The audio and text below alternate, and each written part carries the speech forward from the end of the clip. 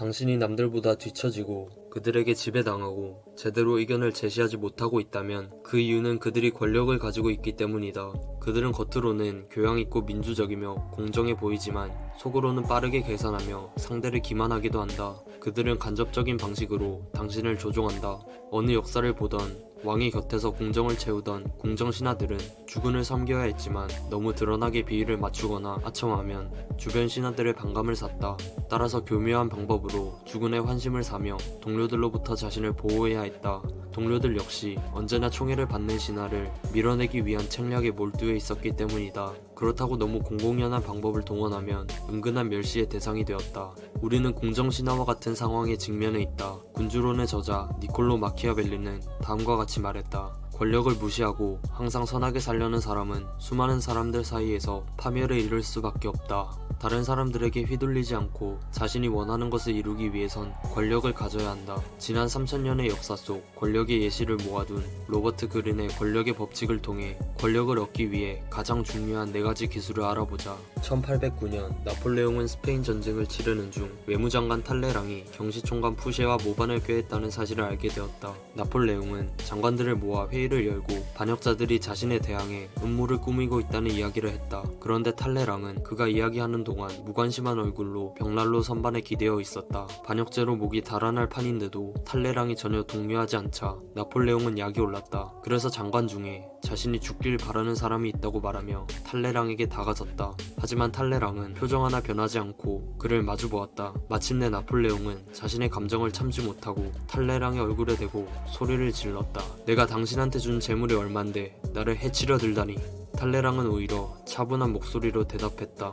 나폴레옹이 탈레랑을 오래도록 몰아세웠다는 소문은 금세 퍼졌다. 황제는 이성을 잃었지만 탈레랑은 평정과 위엄을 잃지 않고 오히려 황제에게 굴욕을 주었다는 식으로 말이다. 감정 통제 능력은 권력의 결정적인 토대이다. 상황에 대한 감정적 대응은 권력의 가장 큰 장애인 동시에 감정 표출로 얻는 순간적인 만족보다 훨씬 큰 대가를 치르게 하는 크나큰 실수이다. 화를 내면 처음에는 사람들이 두려워하고 겁을 먹지만 며칠 후 폭풍우가 잠잠해지면 다른 반응이 고개를 든다. 사람들은 당신이 이성을 잃을 수 있다는 사실에 당황하고 불안해하며 원한을 붓는다. 한번 보고 끝날 사이가 아니라면 무슨 일이 있어도 상대에게 화를 내지 마라. 이를 악물고 버텨라. 순간적인 감정의 표출로 훨씬 더 많은 대가를 치르게 된다. 1708년 베를린의 바이슬렌더 박사가 신기하고 굉장한 의술을 행한다는 소문이 돌았다. 환자를 달빛에 쏘여 치료를 한다고 해서 사람들은 그를 베를린의 달 의사라고 불렀다. 환자들의 아픈 부위를 달빛이 비춰드는 창 쪽으로 향하게 하고 알아들을 수 없는 말을 중얼거리며 상처난 곳을 문지르는 시기였다. 장님, 절름발이 등 일반 의학으로 고칠 수 없는 병을 가진 사람들이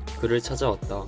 흥미로운 점은 치료가 이루어지는 방이 2개였는데 한 방은 창문이 북쪽, 다른 한 방은 창문이 남쪽을 향해 있었다. 두 방에 동시에 달빛이 들어오는 것이 불가능했음에도 치료를 받은 사람 중 그 누구도 이런 사실을 지적하거나 불평하지 않았다. 단지 달을 상징하는 것만으로도 충분했던 것이다. 바이슬렌더 박사의 경우 자신을 달이라는 이미지에 연결시켰다. 이렇듯 경력의 초기 단계에는 당신의 이름과 평판을 다른 사람과 구분되는 한 가지 자질, 한 가지 이미지에 연결하는 것이 중요하다.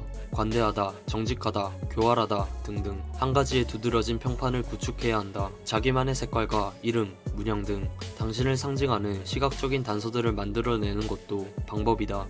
평판이 확고해지면 경쟁자나 적들의 공격에 대해 절대 필사적으로 방어하는 것처럼 보이지 말라. 좀 더 교묘한 전술, 예를 들어 풍자나 조롱을 통해 적을 약화시키고 자신의 평판에 대해 확신이 있는 것처럼 보여야 한다. 다른 이들의 인식을 신경 쓰지 않는 경우 다른 이들이 당신을 대신해 당신에 대한 인식을 마음대로 결정해버린다. 당신의 평판의 주인이 되어라. 위대한 과학자 토머스 에디슨은 기금을 모으기 위해서는 어떠한 대가를 치르더라도 대중의 눈에서 벗어나선 안 된다는 사실을 잘 알고 있었다. 그는 자신이 발견한 것을 전시하기 위해 화려한 실험을 기획하기도 했고 당시에는 기술적으로 불가능해서 자신이 직접 발명할 의도는 없었지만 대중의 주목을 끌 수 있는 미래의 발명품들에 대해 떠벌리기도 했다. 지위가 낮아 주목을 끌 기회가 거의 없는 사람이라면 주변에서 가장 두드러지고 유명하며 권력 있는 사람을 공격하는 것이 효과적이다. 16세기 초 시인 피에트로 아레티노는 교황과 애완 코끼리에 대한 교황의 애정을 조롱하는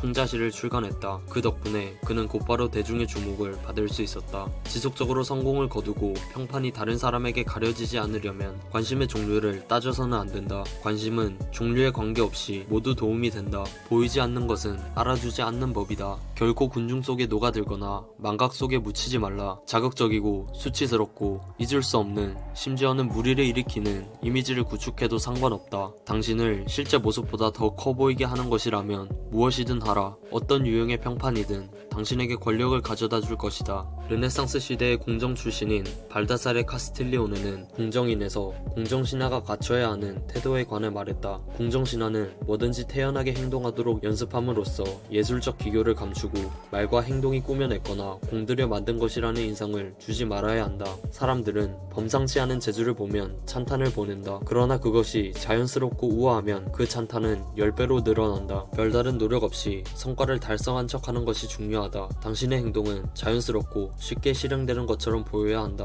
모든 노고와 수단, 계책을 절대 드러내지 말라. 행동할 때는 별다른 노력을 기울이지 않는 것처럼 보여라.